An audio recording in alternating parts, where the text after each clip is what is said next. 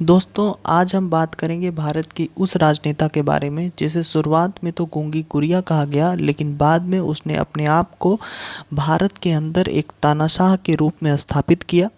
और उसके बाद हम ये कहानी जानेंगे कि इसने आयरन लेडी के रूप में अपने आप को किस तरीके से स्थापित किया, यानी एक गूंगी गुड़िया का ट्रांसफॉर्मेशन आयरन लेडी के रूप में कैसे होता है। इस पूरी वीडियो इस चीज़ पे केंद्रित है और इस वीडियो को मैं आपके सामने ला रहा हूँ। तो चलिए शुरू करते हैं। देखो, भारत की पहली महिला प्रधानमंत्री के बारे में आप पढ़ने जा रहे हो तो ये इनका संबंध जो है वो पंडित जवाहरलाल नेहरू से था। पंडित जवाहरलाल नेहरू इनके पिताजी थे, भारत के प्रथम प्रधानमंत्री थे और ये भारत की पहली महिला प्रधानमंत्री के बारे में पूरी की पूरी चर्चा है। और भारत की पहली महिला प्रधानमंत्री का जन्म आज के प्रयागराज और उस समय के इलाहाबाद में 1917 ईस्वी में हुआ था। और 3 बार लगातार प्रधानमंत्री ये रही थी, 1966 से 77 तक।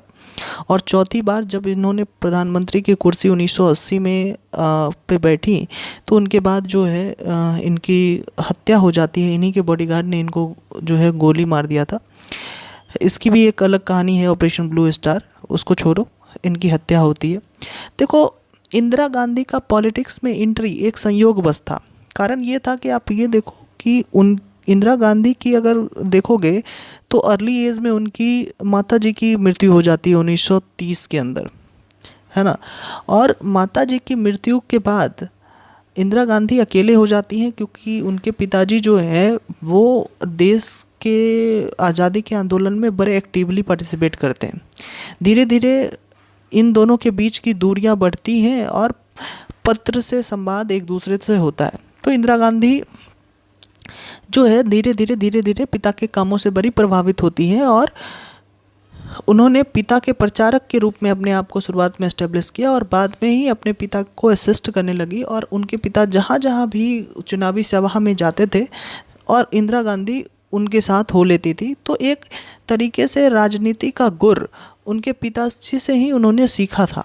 और उसके बाद 1938 में कांग्रेस में एक तरीके से ऑफिशियली ये मेंबर बनी थी। उसके बाद कांग्रेस के ही पेशे से पत्रकार जो मेंबर थे उनसे इनका प्रेम प्रसंग बढ़ता है। ये है फिरोज़ गांधी। और फिरोज़ गांधी के साथ जो है इनकी शादी होती है 1942 ईस्वी में, जिनसे 2 बच्चे होते हैं, संजय और राजीव। लेकिन फिरोज़ गांधी के साथ जो है इनकी ज़्यादा चलती नहीं है क्योंकि फिरोज़ गांधी पेशे से पत्रकार होते हैं।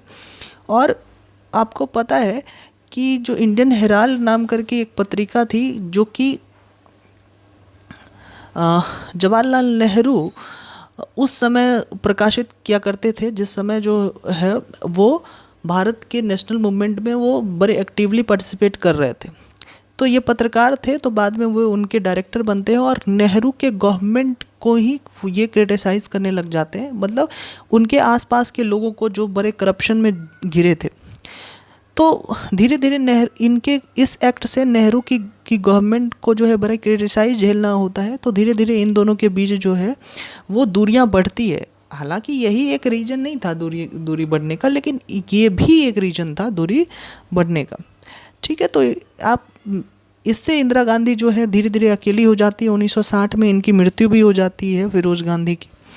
इसके बाद इंदिरा गांधी को पॉलिटिकली जब रिकॉग्निशन तब मिला जब 1955 में ये कांग्रेस की मेंबर बनती हैं और 1959 में जो है ये कांग्रेस की प्रेसिडेंट बनती है। जो जैसे कि आज इंदिरा गांधी जिस तरीके से कांग्रेस की प्रेसिडेंट है ना, उसी तरह 1959 में भी ये कांग्रेस की प्रेसिडेंट थी।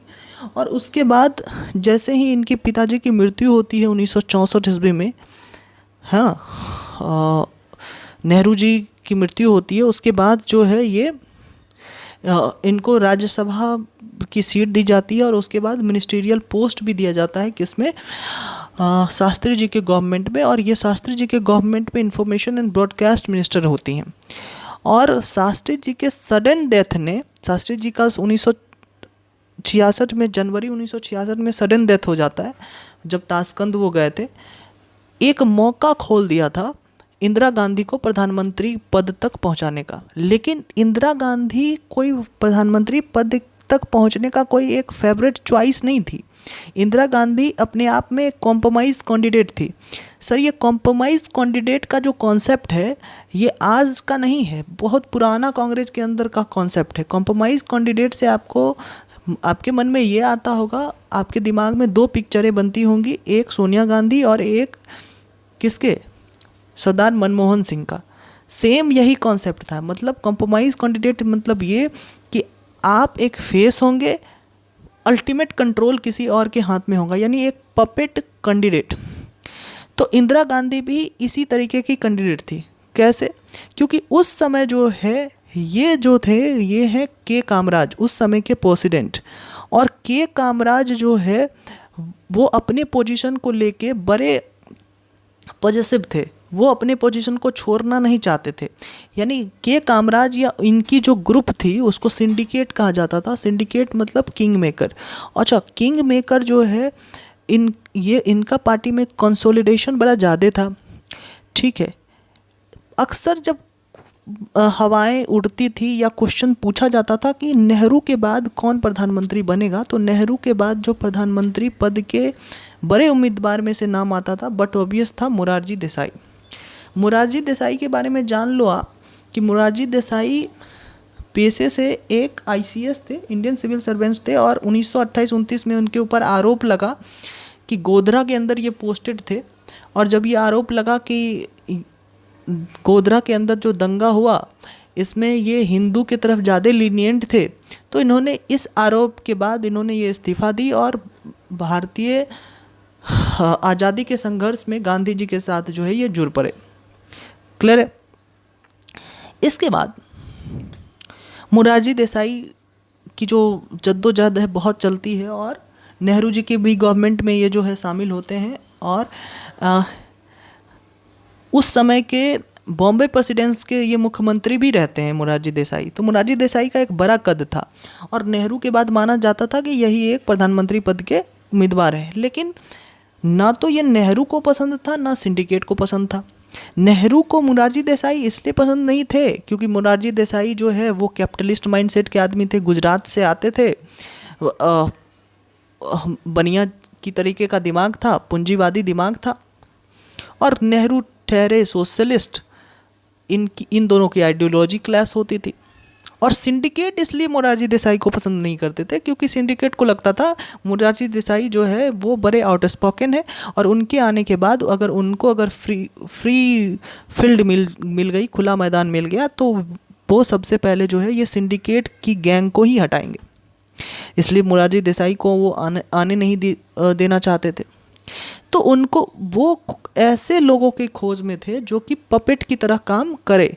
और इंदिरा गांधी की जो क्वालिटी थी वो पपेट की तरह ही की थी।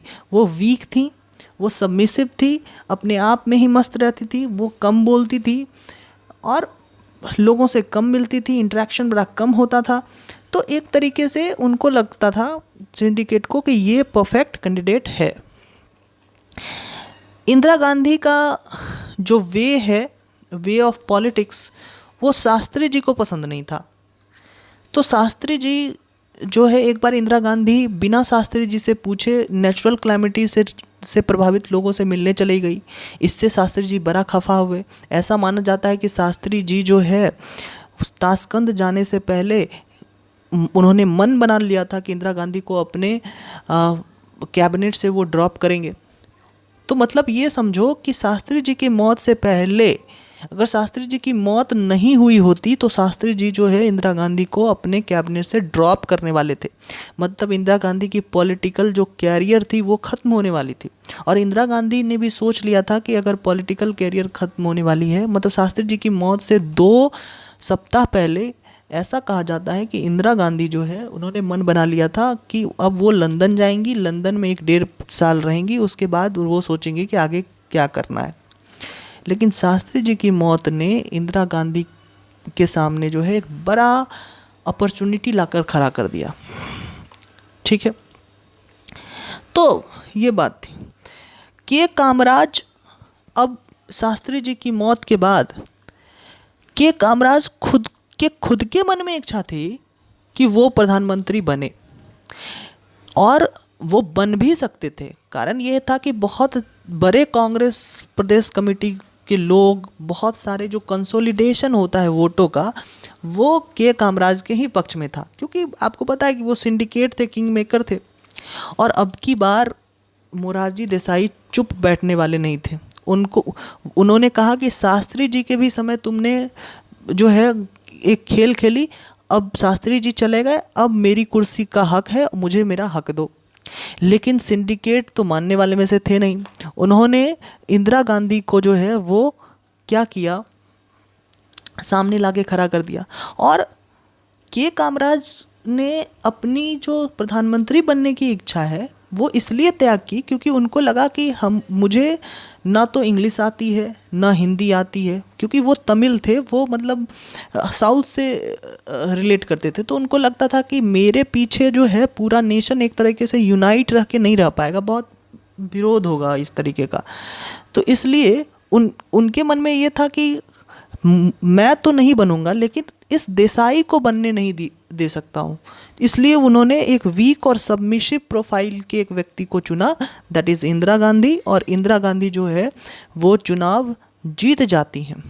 चुनाव जीत जाती हैं मतलब क्या, कांग्रेस के अंदर ही चुनाव हुआ, क्योंकि मोरारजी देसाई जो है के मन में भी इच्छा थी कि मोरारजी देसाई भी प्रधानमंत्री बने। तो इसमें बट ऑब्वियस है कि 355 सीट कांग्रेस के ही अंदर जो है मेंबर्स ने किसके पक्ष में डाला, सिंडिकेट की तरफ की उम्मीदवार के पक्ष में, मतलब इंदिरा गांधी के पक्ष में। तो इंदिरा गांधी जो है प्रधानमंत्री बन जाती हैं। और 1966 के बाद ही जस्ट अगले साल जो है इलेक्शन होने वाला था 1967 में, है ना। तो 1967 में इलेक्शन जो है, उस इलेक्शन के समय जो है एक गैर कांग्रेसवाद का नारा राम मनोहर लोहिया ने दिया था। तो लोगों का जो माइंड है अब कांग्रेस के प्रति जो है वो बदल रहा था। कांग्रेस ने लैंड रिफॉर्म पॉलिसी लाई थी, है ना। और इस तरीके के बहुत सारे कांग्रेस काम कर रही थी जिससे कि लोगों को के मन में कांग्रेस के खिलाफ, और युद्ध भी हुआ था जिस कारण से हमारी जो एक इकोनॉमिक स्ट्रक्चर थी वो भी धीरे धीरे जो है कम हो रही थी। तो लोगों के मन में कांग्रेस के प्रति एक गुस्सा था। और 1967 का अगर चुनाव आप देखो यहाँ इस फिगर में, तो 520 पूरे सीट में से 283 सीट ही कांग्रेस को मिली थी। मतलब एक छोटी सी मेजोरिटी से, कांग्रेस तो बड़ी पार्टी मेजोरिटी वो पा चुकी थी लेकिन बहुत छोटी सी मेजोरिटी। तो बहुत छोटी सी जब मेजोरिटी पाई इंदिरा गांधी की गवर्नमेंट ने, तो इंदिरा गांधी को क्या करना पड़ा, मोरारजी देसाई को डिप्टी प्राइम मिनिस्टर का सीट देना पड़ा। मोरारजी देसाई बोले कि हम तो ऐसे रहेंगे ही नहीं गवर्नमेंट में, अब मेरे को। तो डिप्टी प्राइम मिनिस्टर का जो सीट है मोरारजी देसाई को पहली बार ये सीट बनाया गया और दिया गया उनको, है ना कि। और उसके बाद मोरारजी देसाई इंदिरा गांधी गवर्नमेंट में 1967 में क्या रहते हैं, फाइनेंस मिनिस्टर भी रहते हैं। लेकिन हुआ क्या, आप ये देखो, मोरारजी देसाई फाइनेंस मिनिस्टर है। इंदिरा गांधी ने मोरारजी देसाई से बिना पूछे ये अनाउंस कर दिया कि C is going to nationalise the bank, बैंकों को वो नेशनलाइज करने वाली हैं। इससे पार्टी में बड़ा हड़कंप मचा। मोरारजी देसाई को लगा फाइनेंस मिनिस्टर को बिना पूछे इन्होंने ऐसा बयान क्यों दिया, है ना। और इंदिरा गांधी सीरियसली चाहती थी कि बैंक जो है वो नेशनलाइज हो, जिससे कि लोगों गरीबों तक ये पहुँचे, उनकी जो बहुत सारी योजनाएं हैं वो गरीबों तक पहुँचे। और इससे क्या हुआ, ये जो इससे एक रिफ्ट पैदा हुआ, कॉन्फ्लिक्ट पैदा हुआ मोरारजी देसाई और इंदिरा गांधी के बीच में। पहले भी थी कॉन्फ्लिक्ट, एक तो पीएम एस्पिरेशन को लेके, दूसरा बैंक नेशनलाइजेशन को लेके। और आगे ये कॉन्फ्लिक्ट को और फर्दर तब हुआ जब उस समय के प्रेसिडेंट जाकिर हुसैन की मृत्यु हो जाती है। और जाकिर हुसैन की मृत्यु के बाद एक एक्टिंग प्रेसिडेंट बनते हैं वीवी गिरी। और वीवी गिरी चूँकि एक्टिंग प्रेसिडेंट है तो प्रेसिडेंट का चुनाव होगा। प्रेसिडेंट का जब चुनाव हो रहा था तो इन कांग्रेस के तरफ से एक ऑफिशियल कैंडिडेट, कांग्रेस के सिंडिकेट ने ऑफिशियल कैंडिडेट लाया, नीलम संजीवा रेड्डी। और नीलम संजीवा रेड्डी जो थे वो सिंडिकेट की तरफ के व्यक्ति थे, यानी इंदिरा गांधी को अब लगा कि अब मेरे ऊपर शिकंजा कसेगा, क्योंकि नीलम संजीवा रेड्डी प्रेसिडेंट होंगे, मेरी हर बात को जो है मेरे से पूछेंगे। तो इस कारण से इंदिरा गांधी ने क्या किया कि इस बीवी गिरी को ये कहा कि भाई आप जो है एक इंडिपेंडेंट कैंडिडेट के रूप में खड़ा हो। और बीवी गिरी जो है कही कि ठीक है, मैं निर्दलीय उम्मीदवार के रूप में खड़ा होता हूँ। और इंदिरा गांधी ने अपनी पार्टी के लाइन से हटके उन्होंने कहा कि अगर सारे लोग जो भी मेरा समर्थन कर रहे हैं वो अपनी अंतरात्मा की आवाज़ सुने। ऐसा ज़रूरी नहीं है कि कांग्रेस पार्टी ने जिसे कहा उसे ही वोट दो। आप लोग अपनी अंतरात्मा की आवाज़ सुनो, जिसको मन करे उसको वोट दो। सारे के सारे लोगों ने, जो भी इंदिरा गांधी के सपोर्टर थे, वो अपनी अंतरात्मा की आवाज़ सुनते हैं और बीवी गिरी जीत जाते हैं। बीवी गिरी का जीतना इस बात का संकेत था कि इंदिरा गांधी जो है उसका स्ट्रेचर अब बढ़ चुका है। इंदिरा गांधी एक लीडर के रूप में स्थापित हो चुकी है, ठीक है। लेकिन जैसे ही बीवी गिरी प्रेसिडेंट बनते हैं तो क्या आपको लगता है कि ये सिंडिकेट चुप रहेंगे? सिंडिकेट चुप नहीं रहे। सिंडिकेट ने ये कहा कि इंदिरा गांधी को इसकी कॉन्सिक्वेंसेस भुगतनी होगी। लेकिन इंदिरा गांधी, आपको पता है कि अगर इतनी बड़ी स्टेप लेगी तो वो इस कॉन्सिक्वेंसेस को लेके पूरे आश्वस्त थी कि चलो जो होगा देखा जाएगा। वो पूरी जो है एक तरीके से अपने आप को ये मना चुकी थी। और सेम इसी एक्ट के बाद उस समय के प्रेसिडेंट एस निजलिंगप्पा ने इंदिरा गांधी को उसकी पार्टी से एक्सपेल्ड कर दिया। और जैसे ही इंदिरा गांधी पार्टी से एक्सपेल्ड होती हैं उसके बाद पार्टी में दो टूट होती है। मतलब आज़ादी के बाद कांग्रेस दो गुटों में टूटती है, जिसमें से पूरे जितने एमएलए थे उसमें से 228 एमएलए इंदिरा गांधी की तरफ आ जाते हैं, 228 एमपी इंदिरा गांधी की तरफ आ जाते हैं और 65 एमपी जो है वो सिंडिकेट की तरफ चले जाते हैं। और इंदिरा गांधी ने अपनी नई पार्टी बनाई, न्यू कांग्रेस, या आर उसको कहा जाता था, और इसको कांग्रेस ओ कहा जाता। ओ मतलब ओल्ड, है ना, इस तरीके से समझो। तो नए कांग्रेस में ज़्यादा जो है वो कांग्रेसी मेंबर थे, यानी 228 के करीब। तो नए कांग्रेस जो है, चूँकि कांग्रेस में स्प्लिट हो गया था, कांग्रेस में टूट पड़ गई थी, तो अब कांग्रेस अल्पमत में आ गई थी। तो इसे अब किसी दूसरी पार्टी की सहायता की आवश्यकता थी। तो इंदिरा गांधी ने को सहायता उस समय जो है लेफ्ट के लोगों ने सहायता इंदिरा गांधी के की। एम करुणानिधि का आपने नाम सुना होगा, इन्होंने इंदिरा गांधी की बहुत सहायता की। तो पहली बार देश में कोलिशन गवर्नमेंट, जो गठबंधन की सरकार है, इसी के समय बनी थी जब ये कांग्रेस में टूट हुआ था। कांग्रेस ने मेजोरिटी, आपको बताया था मैंने कि 67 के चुनाव में ली थी, लेकिन कांग्रेस में टूट हो गया। तो टूट होने के बाद जो है कि उसने, इंदिरा गांधी ने गठबंधन की सरकार चलाई। लेकिन गठबंधन की सरकार की जो बहुत सारी प्रॉब्लम है वो इंदिरा गांधी को लगा कि नहीं नहीं नहीं, इस तरीके से जो है ये सरकार नहीं चल सकता। तो 67 के बाद 5 साल का चुनाव कब होना था? 72 में। तो इंदिरा गांधी ने उस समय जो है प्रेसिडेंट को कहा कि आप जो है कि चुनाव 1 साल पहले करवाइए, हाँ। और इंदिरा गांधी जो है 1 साल पहले चुनाव के अंदर जो है वो दाखिल होती हैं। और 1 साल पहले जब चुनाव इंदिरा गांधी कराती हैं तो इसका मतलब इंदिरा गांधी के अंदर जो है वो क्या होगा? कॉन्फिडेंस होगा। मतलब 5 साल का पूरा वो टर्म पूरा नहीं करती हैं, चौथे साल ही चुनाव करवाती हैं, तो उसके अंदर तो पूरा एक कॉन्फिडेंस होगा ना कि भाई कि क्यों करा रही हैं, है ना। तो अब जब चुनाव 1971 में होने वाला था तो अपोजिशन ने नारा दिया कि इंदिरा हटाओ, और उसी समय इंदिरा गांधी ने नारा दिया कि इंदिरा नहीं, गरीबी हटाओ। और बट ऑब्वियस है कौन जीतेगा? इंदिरा गांधी। और इंदिरा गांधी पे लोगों ने विश्वास दिया कि लोगों को लगा कि हाँ, इंदिरा यही वो नेता है जो कि हमारे देश की जो है वो पूरी समस्याओं को हटा सकती है। तो अब देखो इंदिरा गांधी की बहुत अच्छी विक्ट्री हुई थी। 518 सीट में से 352 सीट जो है इंदिरा गांधी को मिला था। मतलब इस तरीके की जो है लास्ट विक्ट्री। अब तो कोलिशन गवर्नमेंट की बात ही खत्म, अब तो फुल मेजोरिटी में थी इंदिरा गांधी, है ना।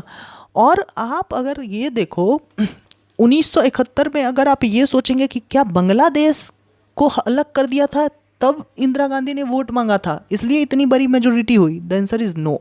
बांग्लादेश की लड़ाई स्टार्ट हो चुकी थी मार्च के अंदर, और मार्च के अंदर इंडिया में चुनाव हो रहा था, है ना। 3 से 10 मार्च के बीच में इंडिया के अंदर चुनाव हो रहा था। बांग्लादेश में मार्च में ही जो है बांग्लादेश लिबरेशन की जो है वॉर स्टार्ट हो चुकी थी। तो एक तरफ इंडिया में चुनाव हो रहा है, एक तरफ बांग्लादेश के अंदर वॉर हो रहा है। तो ये बांग्लादेश, और दिसंबर में जाके भारतीय सेना बांग्लादेश में पहुंची थी। तो इंदिरा गांधी ने बांग्लादेश को तोड़ने के लिए जो है वोट नहीं मांगा था, है ना। तो इसको लेके कंफ्यूज आप मत होना, ठीक है। तो एक तो इंदिरा गांधी का इससे स्ट्रेचर बढ़ा। देखो इंदिरा गांधी का स्ट्रेचर बढ़ाने का समय, एक तो पहली बात कि लैंड रिफॉर्म, वो बैंक नेशनलाइजेशन की बात उन्होंने की, है ना, बिना पूछे अपने फाइनेंस मिनिस्टर से। दूसरी बात बीबी गिरी का प्रेसिडेंट के रूप में बनना। तीसरी बात जो कोलिशन गवर्नमेंट चलाना खुद के बल पे। चौथी बात चुनाव में आना और इतनी वेलकमिंग मेजोरिटी से जीत के आना। तो धीरे धीरे आपको लग रहा है ना ग्रोथ उनके अंदर, ठीक है। इसके बाद आगे आते हैं इंदिरा गांधी से रिलेटेड। अब आता है बांग्लादेश वॉर ऑफ लिबरेशन, जिसने इंदिरा गांधी के कैरियर में 4 चांद लगा दिया। देखो बांग्लादेश वॉर ऑफ लिबरेशन समझने से पहले आपको पीछे समझो कि बांग्लादेश के लोग उस समय जो ईस्ट पाकिस्तान था, बांग्लादेश जिसको आज हम कह रहे हैं, वो लोग क्यों आज के पाकिस्तान यानी वेस्ट पाकिस्तान से आज़ादी चाहते थे। और उसके बाद फिर समझेंगे इंदिरा गांधी की रोल। देखो लिबरेशन का रीजन पहला ये था कि कल्चरली दोनों अलग थे और रीजनली भी दोनों अलग थे। एक आज का बांग्लादेश जहाँ देख रहे हो वो भी पाकिस्तान का हिस्सा था, और अभी का जो पाकिस्तान देख रहे हो वो भी पाकिस्तान का हिस्सा थे। तो दोनों एक तरीके से रीजनली एक जगह से दूसरी जगह एक तो वाइबल नहीं है, और दूसरी बात ये कि कल्चरली भी अलग थे। हालांकि रिलीजन सेम था, दोनों मुस्लिम थे, लेकिन कल्चर अलग अलग था। तो एक बात तो ये डिफरेंसेस पैदा कर सकता था, दूसरा लैंग्वेज डिफरेंसेस पैदा करता था। लैंग्वेज इधर यहाँ का लोग बंगाली बोलते थे और वहाँ जो है हिंदी और उर्दू का जो है बड़ा बोलबाला था, और उन्होंने बंगाली को कभी रिकॉग्नाइज नहीं किया वेस्ट पाकिस्तानी ने। तो एक तरीके का ये भी एक जो रीजनल नेशनलिज्म, जो लैंग्वेज नेशनलिज्म है, वो भी एक तरीके से एक कारण बना। लोगों को लगा कि ये हमारे लैंग्वेज को जो है वो रिकॉग्नाइज नहीं कर रहा है ना। और एक कारण और भी था कि जो भी एलिटिस्ट पोजीशन थे, जैसे कि बड़े बड़े अच्छे अच्छे पद, आईएएस आईपीएस, मतलब भारत के संदर्भ में ले लो तो ये अच्छे अच्छे पद, ये सारे पद पे वेस्ट पाकिस्तानी थे, ईस्ट पाकिस्तानी थे नहीं, है ना। चाहे जनरल आर्मी के अंदर जो अच्छे अच्छे पद हैं। इसके बाद एक कारण और भी था जो जूट का एक्सपोर्ट कर रहा होता था बांग्लादेश, आज का बांग्लादेश, और इस एक्सपोर्ट से आने वाले रेवेन्यू का यूज होता था डेवलपमेंट, वेस्ट पाकिस्तान के डेवलपमेंट के लिए। तो उनको लगता था कि हमारे पैसे को लेकर हम ही पे जो है शासन चला रहे हो, और उसके बाद जो है तुम खुद का डेवलपमेंट कर रहे हो, उसके बाद जो है हमें भी नौकरी नहीं दे रहे हो, सारे अच्छे अच्छे पोजीशन पे तुम हो, हमारे लैंग्वेज को भी नहीं मान रहे हो, तुम कह रहे हो बांग्लादेश में भी उर्दू चलेगी, है ना। तो एक तरीके से उन लोगों को प्रताड़ना महसूस हो रही थी। उन लोगों के हिसाब से उनको आज़ादी सही तरीके से मिली नहीं थी। उसके बाद डिफाई ऑफ पॉलिटिकल स्पेस, इतनी सारी चीज़ें कम नहीं थी। इसके बाद इसने जो घी का काम किया इसमें आग में, वो काम किया पॉलिटिकल स्पेस ना देना। चूँकि बांग्लादेश की टेरिटरी ज़्यादा थी, तो बांग्लादेश देश में यानी ईस्ट पाकिस्तान में सीट भी ज़्यादा थी कॉन्स्टिट्यूंसी की। तो इसका मतलब ये है कि ईस्ट पाकिस्तान डिसाइड करेगा कि कौन प्रधानमंत्री होगा। तो ईस्ट पाकिस्तान ने उस समय के अवामी लीग को, मतलब शेख मुजीबुर रहमान को जो है वो बड़ी वेलकमिंग मेजोरिटी दी। 162 में 160 सीट जो है शेख मुजीबुर रहमान जीत गए। तो शेख मुजीबुर रहमान जब जीते तो उनको वेस्ट पाकिस्तानी ने कहा कि नहीं नहीं नहीं नहीं, आप जो है आपको प्रधानमंत्री के रूप में हम स्वीकार ही नहीं करेंगे। तो एक तरीके से ये जो जो एक तरीके का ये जो भावना था, ये बांग्लादेशियों को लगा कि ये अब नहीं चलेगा, ये सब ये तो मेरे को डिफाई करने, ये लोग तो हम पे शासन, अगले ब्रिटिशर्स ये होंगे। ठीक है, तो बांग्लादेशियों ने रिविलियन स्टार्ट कर दिया और इस रिविलियन में जो है कम से कम 10 लाख से अधिक 1 करोड़ लोग जो है बांग्लादेश का बॉर्डर पार करके भारत की तरफ आने लग गए। क्यों? क्योंकि पाकिस्तानी फोर्सेस जो लोग आज़ादी मांग रहे थे उसको सप्रेस करने लगी, सबको मारने लगी। और जब वो लोग इंडिया की तरफ आने लगे तो इंडियन गवर्नमेंट, आपको पता है कि उस समय भी जो है हम लोग सोशली और इकोनॉमिकली दोनों तरफ से हम लोग जो है वो क्या थे, क्राइसिस में जा रहे थे। तो एक तो हमारे ऊपर ही इतना आर्थिक बोझ है और इतने सारे लोग असाइलम लेने आ रहे हैं, तो इसकी भी एक्स्ट्रा बोझ।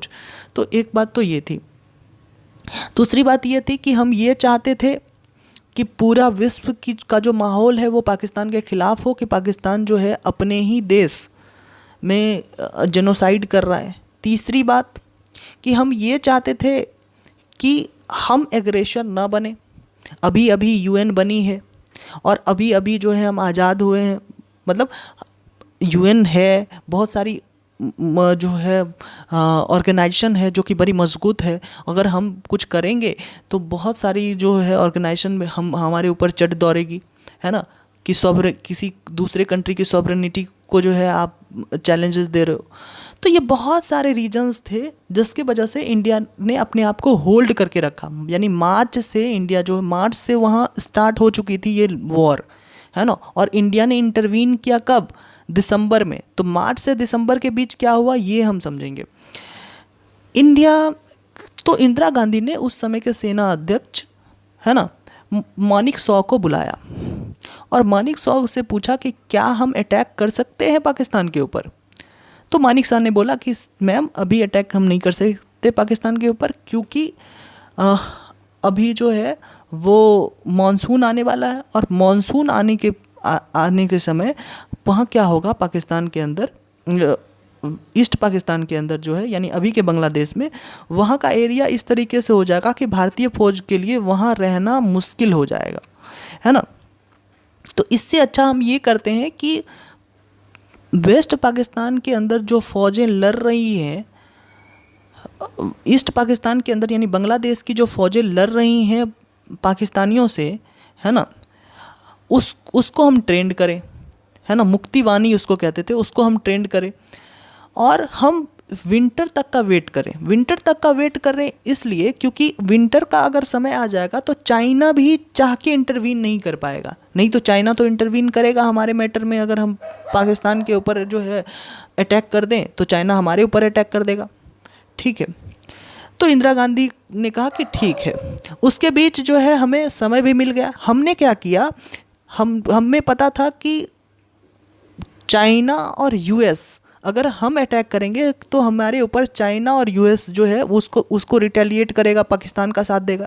तो हमने अगस्त 1971 में, मतलब मार्च में समझो स्टार्ट हो चुका था क्या, लिबरेशन वॉर, और दिसंबर में हमने इंटरवीन किया है। और अगस्त 1971 में हमने क्या किया कि फ्रेंडशिप एंड कोऑपरेशन ट्रीटी जो है सोवियत के साथ हमने साइन कर ली, जिसमें सोवियत ने कहा कि हम स्ट्रेटेजिक कोऑपरेशन देंगे। अगर आपके ऊपर कोई भी हमला होगा तो हम जो है ये हम समझेंगे कि हमारे ऊपर हमला है। ठीक है, तो इस थ्रेट से जो है चाइना भी दूर हो गया और यूएस भी दूर हो गया। दोनों में से किसी ने हमारे ऊपर जो है हमला करने की सोची भी नहीं। इसके बाद जो हम चाहते थे, पाकिस्तान ने खुद ने ही अटैक कर दिया 3 दिसंबर को। पाकिस्तान ने खुद ने 3 दिसंबर को भारत के ऊपर अटैक किया। भारत यही चाहता था कि भारत खुद को एग्रेसर न बने, लोग दुनिया जो है ये समझे कि मतलब पाकिस्तान ने अटैक किया। पाकिस्तान ने जैसे ही अटैक किया तो भारत ने पूरी तरह से सेना जो है वो बांग्लादेश में उतार दी और 13 दिन ये वॉर चला और 16 दिसंबर को बांग्लादेश जो है वो क्या हुआ, वो एक तरीके से वहाँ पूरी आज़ादी हो गई। बांग्लादेश जो है 16 दिसंबर को जो ये बांग्लादेश के अंदर जो सैनिक थे वो क्या करते हैं, सरेंडर करते हैं 93,000 सैनिक के साथ। उसके बाद शिमला डिक्लेरेशन होती है और शिमला डिक्लेरेशन में ये बात होती है कि जो भी टेरिटरी इंडिया ने ऑक्यूपाई की है पाकिस्तान की, वो टेरिटरी जो है वो पाकिस्तान को लौटा दी जाए एक्सेप्ट स्ट्रेटेजिक पोजीशन। उसके बाद ये होती है कि बांग्लादेश को ऑफिशियली पाकिस्तान रिकॉग्नाइज करे और इसी शिमला डिक्लेरेशन में जो 93,000 कैदी थे उसको भी वापस कर दिया जाता है। ठीक है, ये बात तो ये इंदिरा गांधी के समय की बात है। चूँकि इंदिरा गांधी ने आधा का आधा पाकिस्तान तोड़कर अलग कर दिया, तो इंदिरा गांधी का स्ट्रेचर खुद बहुत बढ़ के एकदम से बहुत बड़ी, इंदिरा गांधी को उस समय अटल बिहारी वाजपेयी ऐसा कहा जाता है, उन्होंने उसको दुर्गा की उपाधि दी। लेकिन हम लोग अभी बात कर रहे हैं 1971 की, और 1967 में जो इलेक्शन हुआ था उसमें जो इंदिरा गांधी जिसके खिलाफ लड़ी थी उसका नाम था राजनारायण। राजनारायण ने केस किया हुआ था कि इंदिरा गांधी जो है ये इलेक्शन धांधली से जीती है, और राजनारायण अपने इलेक्शन की विनिंग पोजीशन को लेके इतने श्योर थे कि उन्होंने इलेक्शन की रिजल्ट आने से पहले ही पूरी पार्टी और जीत की जुलूस निकाल दी थी। तो राजनारायण जैसे ही हारते हैं और इंदिरा गांधी राजनारायण को हराती है, तो राजनारायण जो है इस चीज़ को लेके जो है वो कोर्ट पहुंच जाते हैं। और जब वो कोर्ट पहुंचते हैं तो इलाहाबाद कोर्ट जो है वो ये देती है कि बाद में 1971 के बाद कि इलाहाबाद कोर्ट जो है ये कहती है कि इंदिरा गांधी की जो इलेक्शन है वो मेलाफाइड है। इंदिरा गांधी जो है इलेक्शन जो है वो कैसे जीती है, वो मैल प्रैक्टिस से जीती है। इंदिरा गांधी की इलेक्शन जो है वो धांधली है ना। और जो इलाहाबाद हाई कोर्ट ने इस राजनारायण को जो है वो राहत दी है। राजनारायण जो है ये केस जीत जाते हैं। इसके बाद आप देखिए आगे, जैसे ही इलाहाबाद जो है ये चीज़ सुनाता है, ये फैसला, उसके बाद इंदिरा गांधी जो है वो रेजिग्नेशन नहीं देती हैं। मतलब एक मोरल चीज़ क्या होता है कि अगर आपके ऊपर जो है ये पता लगे कि आप गलत तरीके से इलेक्शन जीती हैं तो सबसे पहले आप रेजिग्नेशन दे दीजिए। लेकिन इंदिरा गांधी ने ऐसा नहीं अपनाया। उन्होंने रेजिग्नेशन नहीं दिया। उन्होंने कहा कि इस फैसले को, इस हाई कोर्ट के फैसले को मैं सुप्रीम कोर्ट में जो है वो क्या करूँगी, चैलेंज करूँगी। इसी बीच में एक व्यक्ति थे राम मनोहर लोहिया, जिन्होंने इंदिरा गांधी को गूंगी गुड़िया भी कहा था। इस राम मनोहर लोहिया ने गैर कांग्रेसवाद का भी नारा दिया था। इन्होंने एक तरीके से, और जयप्रकाश नारायण भी थे गैर कांग्रेसवाद, तो और ये बड़े क्रिटिक थे। इन्होंने ये कहा कि जब इंदिरा गांधी के खिलाफ इलाहाबाद हाई कोर्ट ने डिसीजन दे दिया तो ये इन्होंने रामलीला, दिल्ली के रामलीला मैदान में जो है वो बड़ी रैली की, और उसमें रामधारी सिंह दिनकर की जो एक प्रमुख कविता है पॉलिटिक्स को लेके, सिंहासन खाली करो कि जनता आती है, इस कविता से इन्होंने पूरी तरीके से जो है आह्वान किया, है ना। तो एक तरीके से एक जो माहौल है इंदिरा गांधी के खिलाफ जो है वो चला गया था। सुप्रीम कोर्ट जो है 24 जून 1975 को सुप्रीम कोर्ट के अंदर सुनवाई होती है। सुप्रीम कोर्ट में इंदिरा गांधी के तरफ से उस समय के बहुत प्रख्यात वकील नानाभाई पालकीवाला, है ना, और केशवानंदा भारती केस में भी यही वकील थे, है ना, और ये सरकार के खिलाफ थे। उन्होंने कहा कि अगर इंदिरा गांधी को अगर उसके पद से हटाया जाता है तो ये एक तरीके का इनस्टेबिलिटी देश में पैदा होगा, है ना, और इसलिए सुप्रीम कोर्ट को चाहिए कि स्टे ऑर्डर दे दे किसके ऊपर, हाई कोर्ट के ऑर्डर के ऊपर, है ना। और शांति भूषण जो कि राजनारायण के वकील थे, उन्होंने कहा कि ये जो कह रहे हैं नाना भाई पॉलखीवाला कि अगर इंदिरा गांधी को हटाने के बाद जो है वो क्योस का माहौल पूरे देश में हो जाएगा, तो ऐसा कुछ भी नहीं है। कांग्रेस के अंदर बहुत सारे लीडर हैं जो कि प्रधानमंत्री पद के उम्मीदवार हैं, ऐसा कुछ भी नहीं है। इंदिरा गांधी को चाहिए कि वो अपने पद से त्याग दे और सुप्रीम कोर्ट जो है वो डिसीजन ऐसा दे कि जो जिसमें कि इंदिरा गांधी के के खिलाफ जो राजनारायण है उसके साथ न्याय हो। सुप्रीम कोर्ट ने दोनों की दलील सुनी और उन्होंने सुप्रीम कोर्ट ने मतलब एक तरीके का मीडिएटिंग फैसला दिया। उसमें ये कहा कि इंदिरा गांधी का मानता सुप्रीम कोर्ट का मानना है कि इंदिरा गांधी जो है एक तरीके से कि चुनाव में धांधली थी, लेकिन इंदिरा गांधी प्रधानमंत्री जो है मतलब लोकसभा की मेंबर बनी रहेगी, मतलब प्रधानमंत्री बनी रहेगी, लेकिन लोकसभा के किसी भी मैटर पे इंदिरा गांधी वोट नहीं देगी। अब ये चीज़ सुप्रीम कोर्ट की डिसीजन कब आई थी? 24 जून 1975 को, 25 दिन जून 1975, जस्ट नेक्स्ट डे। और चूंकि सुप्रीम कोर्ट की ये डिसीजन 24 जून को आ गई थी तो पूरा एक बड़ा एजिटेशन होने लगा था इंदिरा गांधी के खिलाफ कि अब इंदिरा गांधी को जो है वो क्या करना चाहिए, वो अपने सत्ता की सुख को छोड़ देना चाहिए।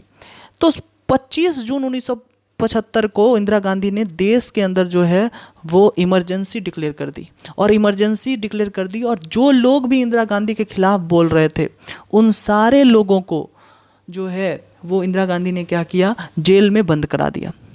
और ये इमरजेंसी जो डिक्लेयर किया था इंदिरा गांधी ने वो आर्टिकल 352 के तहत किया था। आर्टिकल 352 ये कहता है कि प्रेसिडेंट चाहे तो इमरजेंसी लगा सकता है on the basis of internal disturbance, यानी अगर देश के अंदर कोई आंतरिक डिस्टर्बेंस होता है तो उसके अंदर जो है प्रेसिडेंट क्या लगा सकता है, इमरजेंसी लगा सकता है। लेकिन इसके लिए जो है रिकमेंडेशन प्रधानमंत्री दे, है ना, प्रधानमंत्री की सलाह पे प्रेसिडेंट लगाएगा।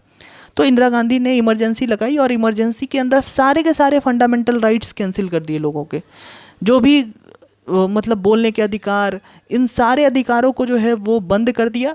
सिर्फ और सिर्फ एक अधिकार आर्टिकल 21 राइट टू लाइफ जो है वो उसको छोड़ के सारे के सारे अधिकार को सस्पेंड कर दिया गया।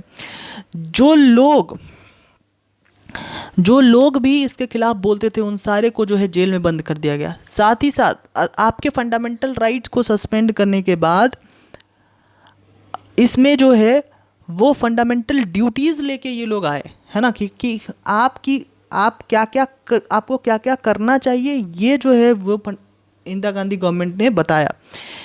आपकी सारी सिविल लिबर्टी, उस सारे चीज़ों को कर्व कर दिया गया था इमरजेंसी के समय।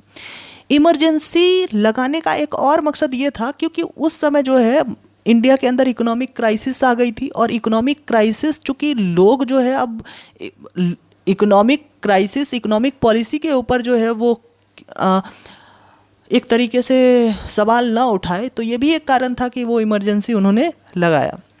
इसके बाद चूँकि इमरजेंसी के समय जो है मीडिया को जो है पूरी तरीके से छूट नहीं दी थी। मीडिया की जो न्यूज़ सेंसर होती थी, मीडिया की न्यूज़ जो है पहले चेक की जाती थी क्योंकि ये सरकार के जो है अगेंस्ट में तो नहीं है, और उसके बाद मीडिया को जो है उसकी न्यूज़ जो है वो पब्लिश होती थी, है ना। सारे के सारे लोग जो है वो सरकार के फेवर में काम करते थे।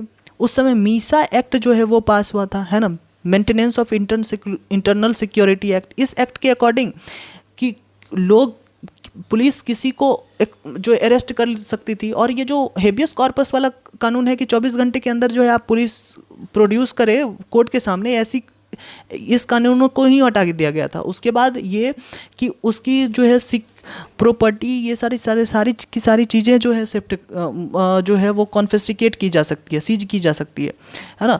तो एक तरीके से जो मीसा कानून है उसके तहत जो है एक मतलब इस पूरे एजिटेशन को कर्व करने का भरपूर कोशिश किया गया।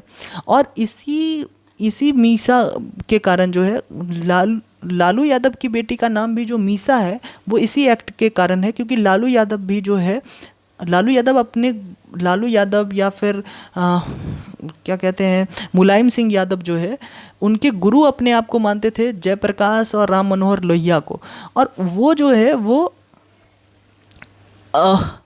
तो इस कारण से चूंकि वो लोग बहुत प्रताड़ित थे इस सारे एक्ट से, तो उन्होंने इस एक्ट का नाम, अपनी बेटी का ही नाम जो है मीसा रख दिया, है ना। इस एक्ट के कारण ये बड़ा ड्रैकोनियन था, है ना, लोगों को डराने वाला एक्ट था। और इसके बाद धड़ाधड़ इन्होंने कॉन्स्टिट्यूशन अमेंडमेंट जो है करने की कोशिश जो है वो की शुरुआत कर दी। मतलब एक तानाशाह के रूप में अपने आप को स्थापित करने की जो शुरुआत है वो यहीं से होती है इंदिरा गांधी की। और पीरियड ऑफ इमरजेंसी के समय उन्होंने ये किया कि जो हाई कोर्ट और सुप्रीम कोर्ट की जो पावर है ना, कि वो चेक करे किसी कॉन्स्टिट्यूशनल वैलिडिटी की, उस पावर को जो है उन्होंने क्या किया कि कम करने की कोशिश की। हाँ, और साथ ही साथ जो है फंडामेंटल ड्यूटीज़ उन्होंने लगाए, और फंडामेंटल राइट जो कि आर्टिकल 14, 19, 21 और 22 में है उसको सस्पेंड कर दिया। तो अगर ये क्वेश्चन भी आपसे पूछा जाता है कि फंडामेंटल ड्यूटीज़ किस समय आई थी, तो वो इमरजेंसी के समय 42वें कॉन्स्टिट्यूशनल अमेंडमेंट के समय फंडामेंटल ड्यूटीज़ आई थी। क्योंकि आपके पास जो है उन्होंने कहा था कि ये सारे आपके राइट जो हैं हम छीन रहे हैं, लेकिन आपको ये काम करना होगा, this is the duty of our citizen. हाँ, उसके बाद अमेंडमेंट 38 आया जिसने कहा कि जो इमरजेंसी है वो जुडिशियल रिव्यू से बाहर है। मतलब ये कि अगर प्रेसिडेंट अगर इमरजेंसी लगा रहा है तो कोर्ट इस पे सवाल नहीं पूछ सकती कि इमरजेंसी लगाने का कारण क्या था और क्यों आपने इमरजेंसी लगाया, या कॉन्स्टिट्यूशनल है या नहीं है इमरजेंसी लगाना। ये कोर्ट के दायरे से बाहर इन्होंने 38वें अमेंडमेंट में किया। उसके बाद 39वें अमेंडमेंट में इन्होंने ये किया कि प्रेसिडेंट 39वें अमेंडमेंट में ये किया कि जो प्राइम मिनिस्टर की जो पोस्ट है उसको ही बाहर कर दिया, किससे, जुडिशियल रिव्यू से। यानी प्राइम मिनिस्टर जो है, अब प्राइम मिनिस्टर से कोई क्वेश्चन नहीं पूछेगा। मतलब ये कि प्राइम मिनिस्टर जो है, अगर पहले से मान के चलो कि मैं प्राइम मिनिस्टर हूँ और मैंने 5 साल पहले कोई मर्डर कर रखा है, तो अब अगर मैं प्राइम मिनिस्टर अभी हूँ और ये बात साबित भी हो जाती है कि मेरी जो है मैंने मर्डर कर रखा है या मैंने किसी की प्रॉपर्टी हड़प ली है, तो इस केसेस में मेरे सारे के सारे केसेस ख़त्म हो जाएंगे। इस तरीके के जो है ये लॉ लेके इंदिरा गांधी जो है वो सरकार आई थी। इसके बाद 40वां 41वां अमेंडमेंट भी होता है, और 42वां अमेंडमेंट को तो जिसमें कि ये सारे पावर को रिड्यूस किया करने की बात आई, आर्टिकल 368 को चेंज करने की बात आई। इसको तो यहाँ तक कहा गया कि ये कॉन्स्टिट्यूशन ऑफ इंडिया नहीं, कॉन्स्टिट्यूशन ऑफ इंदिरा है ना, जिसमें कि फंडामेंटल राइट से ज़्यादा directive principle of state policy यानी डीपीएसपी यानी स्टेट को ज़्यादा महत्व दिया इंडिविजुअल से। किस में? 42वें अमेंडमेंट पे। ठीक है। इसके बाद 1977 में 21 महीने 1975 से लेकर 1977 तक जो है इमरजेंसी चलती है। 21 महीने की इमरजेंसी में जो है देश पूरे जो है एक तरीके से झकझोर देता है देश को। देश इस काला दिन के बाहर निकलता है इस काले कानून से, और एक तरीके से इस समय प्रचार किया जाता है कि देश में सारी चीज़ें सही हो रही हैं, सही ट्रेनें सही समय पर काम कर रही हैं, और इस तरीके का प्रचार किया जाता है। लेकिन लोग जो है इस तरीके से जो है ऊब चुके थे इमरजेंसी के कारण। भारत की आवाम समझ चुकी थी कि इमरजेंसी उनके लिए जो है वो फ़ायदेमंद नहीं है। और जब चुनाव हुआ 1977 में, तो 1977 के चुनाव ने जनता पार्टी जो है वो गवर्नमेंट में आई, और जनता पार्टी जब गवर्नमेंट में आई, ये भी कोalition गवर्नमेंट ही थी, लेकिन जनता पार्टी जब गवर्नमेंट में आई तो जनता पार्टी ने जो भी इंदिरा गांधी ने अमेंडमेंट किया था उन सारे अमेंडमेंट को जो है चेंज किया, पलटा, और 44वां अमेंडमेंट लाया गया, जिसमें कि जिस एक वर्ड पे इंदिरा गांधी ने पूरी इमरजेंसी की कहानी खेली थी, उसी वर्ड को चेंज करके यानी इंटरनल अनरेस्ट, मतलब आंतरिक अनरेस्ट को चेंज करके आर्म रिविलियन, मतलब हथियार के साथ अगर कोई जो है आंदोलन होगा, अनरेस्ट होगा, तब इमरजेंसी लगा सकते हैं, ये वर्ड उन्होंने डाला, है ना। इसके बाद इंदिरा गांधी की मृत्यु होती है, उन्हीं के बॉडीगार्ड ने उनको गोली मार दिया होता है, और इंदिरा गांधी की हत्या हो जाती है, और इस तरह से इंदिरा गांधी का एक सफ़र ख़त्म होता है। इस पूरी घटना से आप इंदिरा गांधी की जो एक तरीके की जो वो है, ओरा है, आप उसको ख़त्म नहीं कर सकते। टाइम मैगजीन ने इंदिरा गांधी के ऊपर जो देखा था, पिछले 20वीं शताब्दी, 21वीं शताब्दी अगर ले लो, है ना, 20वीं शताब्दी में ये बताया गया कि सबसे शक्तिशाली महिलाओं में से अगर कोई और भारत से शामिल थी तो वो इंदिरा गांधी थी। तो विश्व की 100 शक्तिशाली महिलाओं में से शामिल इंदिरा गांधी थी, है ना। तो एक इंदिरा गांधी की इम्पोर्टेंस को आप कम नहीं कर सकते हैं, है ना। लेकिन इन्होंने डेमोक्रेसी को थोड़ी न्यूलीफाई करने की कोशिश की थी, ठीक है। तो so this is all about Indira Gandhi. अगर आप इसी लेक्चर की पीडीएफ चाहते हैं तो ये आपको डिस्क्रिप्शन में मिल जाएगा। Till then, thank you very much.